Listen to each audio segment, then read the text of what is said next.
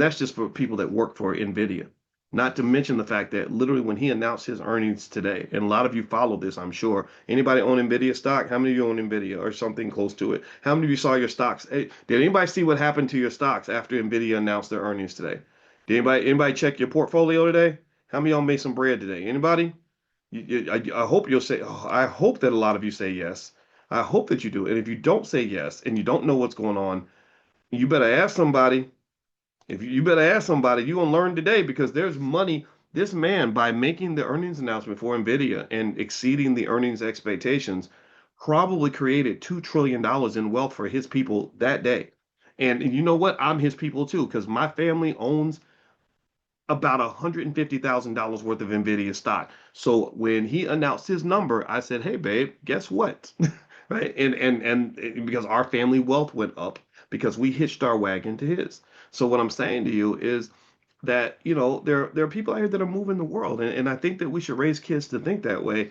And it's a mindset. It's being trained to even believe that you have the ability to shape your world.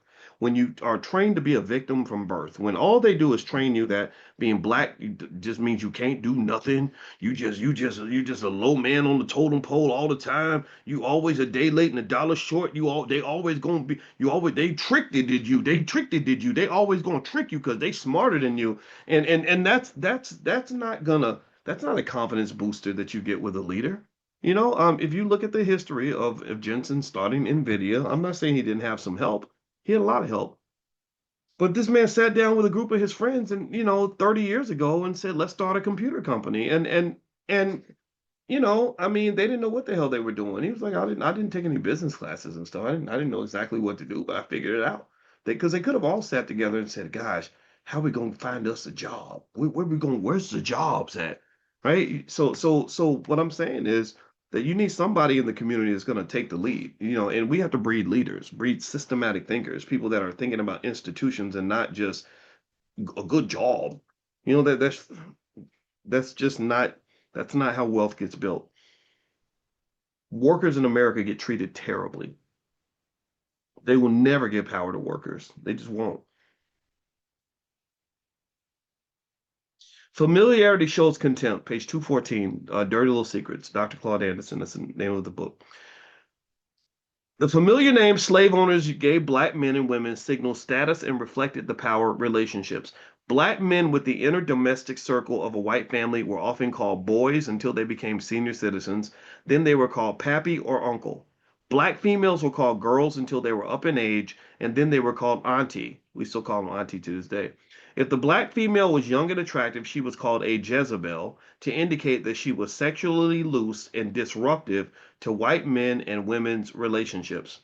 Mammy was a popular familiar name for a black woman that emerged in the mid 1800s. It was the name for older women who took care of and raised white children. As subtle as it might be, the term mammy stripped a black woman of her dignity, her normal sexuality, her own family responsibilities, and made her a nurturing, caring female authority dedicated to white society. Mammies usually had a degree of authority in the white household. They ranked next in line to the white wife or mistress.